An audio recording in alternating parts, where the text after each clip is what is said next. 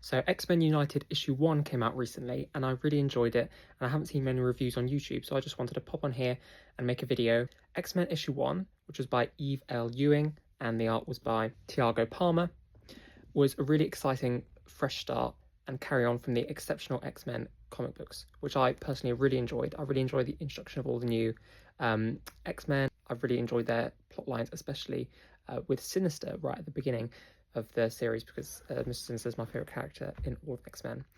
From the very off, this was an exciting cast of characters to kickstart a new school, which Emma Frost has created telepathically, and is called Grey Matter Lane, which is an exciting and cool spin on Grey Malkin stuff, which I've been reading a lot of recently in the 90s X-Force comics. So Grey Matter Lane is like a psychic projection school, kind of similar to the one Legion made in the Krakoa era.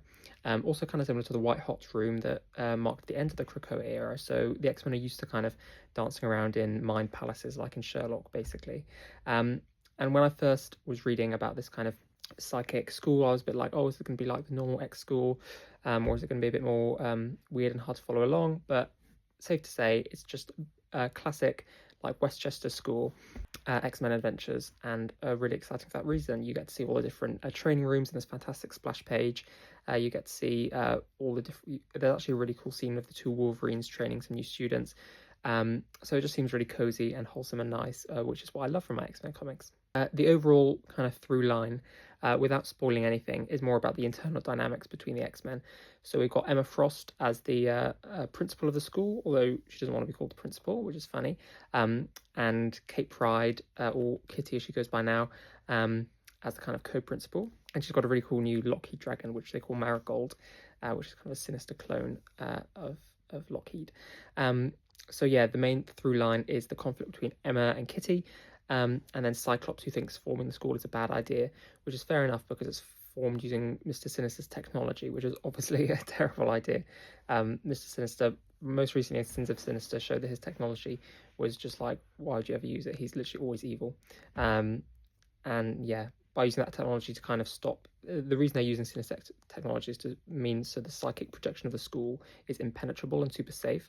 But obviously that's going to be a bad idea. And I'm looking forward to seeing how that plays out. The cliffhanger is really exciting, but I hope we get to see a couple of issues of Grey Matter School just kind of existing as a school.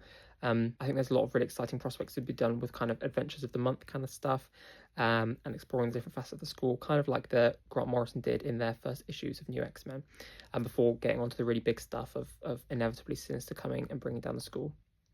So yeah, I would love to see Grey Matter School just existing as a school, being a really exciting place, and then continuing on that kind of cozy vibe of exceptional X-Men. And I'm really super excited to see where the series goes from here. I'll drop in with all the new X comics every week if I remember, or whenever ones are exciting me. But yeah, I hope you enjoyed it too. Let me know if you did.